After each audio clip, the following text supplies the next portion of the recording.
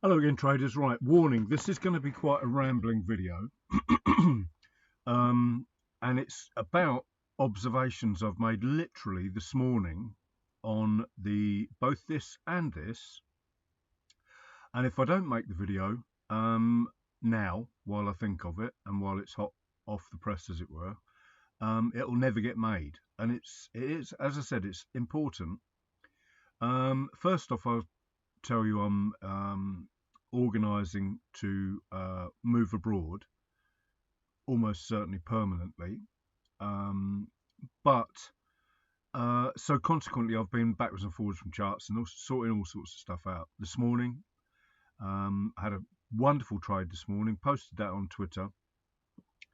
And basically, I woke up about 4-ish in the morning, which is unusual for me in terms of trading wise, and saw this was in a complete mess. And we've talked about this week about how if this is in a mess, in other words, if you look on my Twitter feed of the day of 15th to the 11th, you'll see it, the picture and the trade. 2024, that is. It was perfect because what I actually use a lot of the time is, if this is in disarray, then meaning you've got no solid colours, or you've got the other colours, the blue and the pink, instead of the red and the green, which is the triggers to look for buys and sells. Red sell, buy green, obviously. And sorry, I'm out of this trade already. I'm 99% out of this trade. But as you can see, it's clearly because the German 40 or DAX 40, whatever you want to call it, is telling us to buy. Now, the reason I mentioned preparing to go away is because I've been distracted from charts, but I've had the alert set on this and nothing has happened since about 7 o'clock this morning, even though we've had all these textbook moves. So this obviously has a little bit of a flaw, but this also mirrored it. So in the interests of absolute transparency, that is why I'm making this video, because I've not actually really seen this happen before. And maybe it's because it's new, as you know, I talk about this a lot, and it's got lots of nuances and lots of things I need to spot around it. Maybe it's because I was trading in a different way, whereas I normally just come back at the hourly closes or thereabouts, top of the hour, halfway past the hour, and occasionally I'll look at charts 15 minutes either way, 15 minutes to the close of the hour, 45 minute, or 15 minutes after, because I've said many times before on my Twitter feed, the 15 minutes after is the first 15-minute candle, which tends to be, if let's say for example, if you've had an hourly close high, a 15-minute pullback, the 15-minute after is the time that you'll potentially get a continuation to the long side, or the 15-minute will jiggle about a little bit and it will continue against the 1 hourly close, the bullish close. So many things to take into account. Same with this, still loads to learn. I mean, we've got the bog standard. You could have traded all of this without this and this, just using the normal 2B reversal and RSI bust, pullback, break and close. Perfect. Virtually no drawdown on there.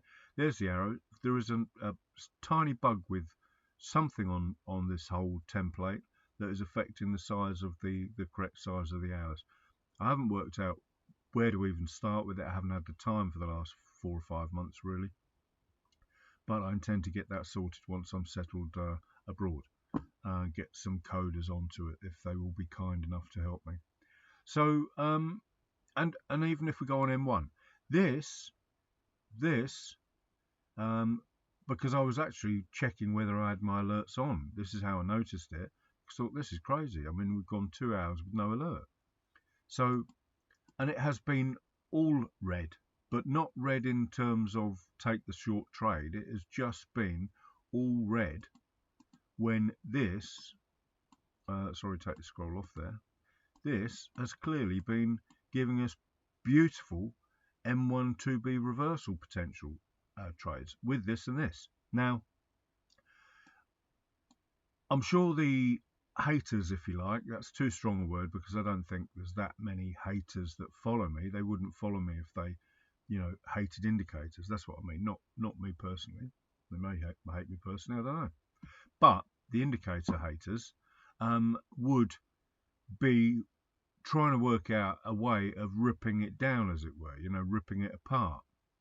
And that would be a travesty, in my opinion. Another comment that needs making, and I've said this many times. It's not the first time I've talked about indicators. If we don't take the time to look at these things going on here now, GJ pound yen, we can have a look at it there.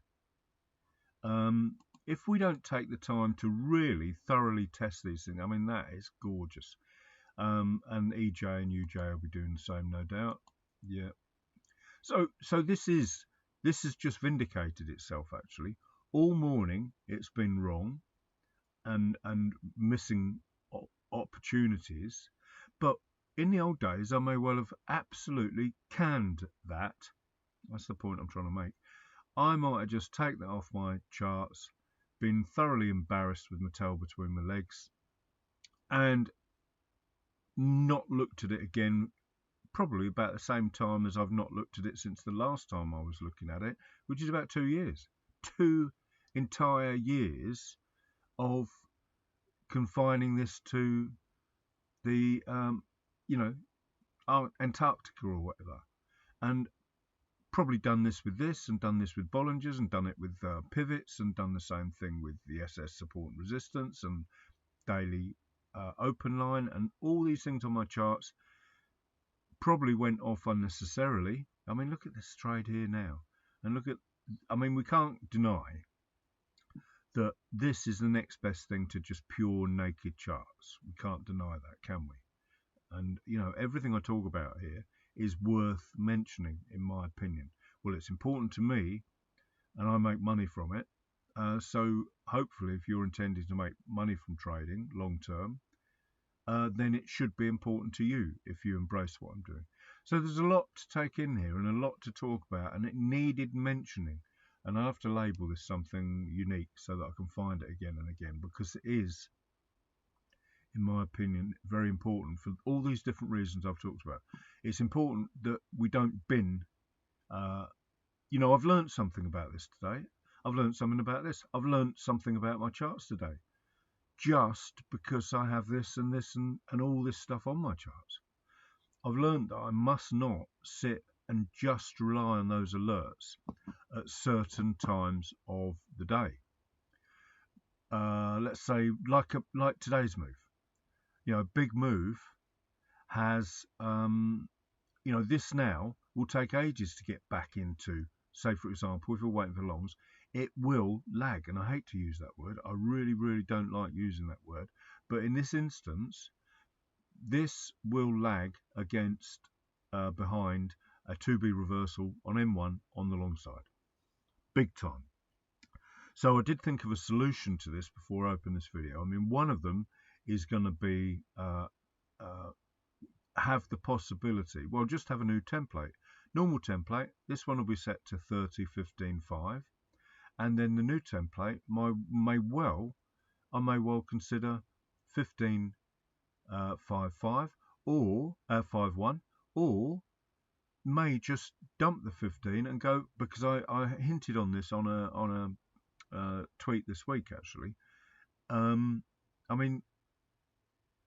Digress. How can you not call Twitter and tweeting? I suppose you call it a post, don't you, on X? But it's just so obvious it's a tweet, not a bloody post or X. So imagine saying I did an X this morning. Anyway, I digress. So maybe it needs 155 or 115, whatever. But whatever happens, I need a coder to put the time frames on there, so it's instantly viewable, and to my knowledge, I don't think they're available at the moment. So if anyone's up for that little challenge, it would be fantastic. Even if you want to put a price on it, Bollinger's version 2 or whatever, 3 it'd be, wouldn't it? But that's up to you to speak to Mr. Nick Bixie, I think he calls himself, on Forex Factory. He always seems happy with people to meddle with the code and stuff, but as for meddling with it and charging for version 3, he might not be so keen. But who knows? Anyway, I digress. So another option would be the ability to have the 2 on one template. I've tried that and it doesn't seem to work. So it'd have the 35 or additional columns, so you've got them all there. But I think it would be better to just be able to rehash this, put it on a new template, identical to everything else, but with the different lower, faster reacting time frames. So the important takeaway from this particular video, and this is, as I say, both of these are always going to be a work in progress, but the important thing, this still works fantastically, always will and always has done. And this is a work in progress. And I wonder what DAX is doing now. Still messing about now. But I was going to comment something on that as well. Oh, the ADR, because of the Trump election, the ADR is all out of skew now, and I dropped it to 5 to test the daily dashboard, ADR dashboard, that I am going to put. That is a good dashboard, and I am going to put it on a separate dedicated dashboard template. I used to do that. Need to do that again for myself. I mean, everything I do earns me money. It saves me losing trades, which are quite rare now, or very rare. And it gains me additional confidence to take more and more trades every day, which is sort of what the purists and quite often pretend traders that are selling their trading systems that can't trade, they will tell you, only take one trade a day. I've said it in the past, I regret it now. Or don't overtrade, which I just call adrenaline trading. And I did have another point that I wanted to make about this today, and it's gone straight out of my mind. So if I think of it, I'll have to do it again, but or do another video. But so what was I talking about? How good this is, how we can still trust this implicitly on the lower time frames. This needs a little bit of work. Yeah, it's gone. I can't.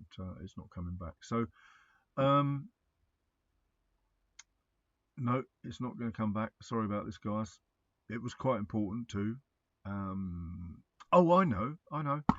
I'm moving to the southern hemisphere, in particular, the huge place that is Southeast Asia.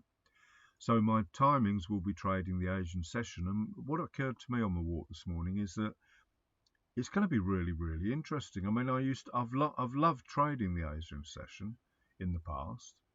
And what will be so nice about it, from my point of view, and what I think this capitalised on overnight tonight, just a thought, a bubble thought in the head, eureka, is that when the Asian session kicks off, because not really any other sessions are affected by the Asian session, all the Brits are asleep, the Americans are all asleep, Europeans are mostly asleep, all the you get the very late Americans probably hanging around for the Asian Open. I don't know, they specialise in that maybe.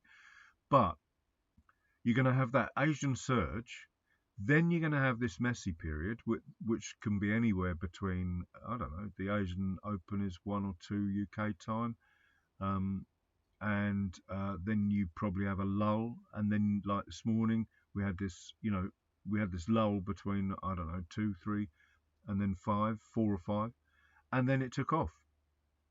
So that is perfect for the Asian, for my Asian sort of session new strategy type thing. So I don't want to be trading late at night, and I don't want to be trading particularly during the best part of the day. So I'm looking forward to this. It could be perfect, an absolutely perfect 1 or 2 trade a day. Bob's your uncle. So we shall see. Anyway, the main takeaway from this is don't discount indicators because they don't seem to work properly in all circumstances. So, and the last thing, this, you're going to have your big burst down, let's say, like it happened this morning. This thing couldn't keep up. This actually couldn't keep up much either, which I'm really surprised about because I was watching them both on and off, and the 1 minute chart was giving multiple. I took a couple of scalps as well, multiple reversals to the long side on everything that had pushed down. This was still showing down. This was still in a bit of a mess. And but when these work, they work extremely well, as you well know, because it's taken me 2 years, 3, 4, 5 years. This has been on my charts now to notice this phenomenon. And if I hadn't put this on my charts, I probably would never have noticed it. So, everything is beneficial. And it's going to be great during the Asian session. Not so much because of the London session. This thing may have taught me, what's happened this morning may have taught me how, what about the lull between the big stocks open, 2:30, 3 o'clock is busy, 4 o'clock it starts to tail off. What about that? And then the 5 or 6 o'clock, when it's still just after lunch in the UK time, it's still just after lunch in New York. I wonder if this phenomena will be valuable for that period of the day as well. Something I've not looked at, something I've never thought of. So everything we do, we learn from. We learn from the slack times to concentrate on the 1 minute chart on this. We learn from the slack times on that. I mean, when it's all squiffy, and probably the same goes for that. So everything is about improving all the time. It's a positive. A negative turns into a positive. That's how I run my entire life, to be honest with you. Thanks for watching. Have a good day. Sorry for the long video.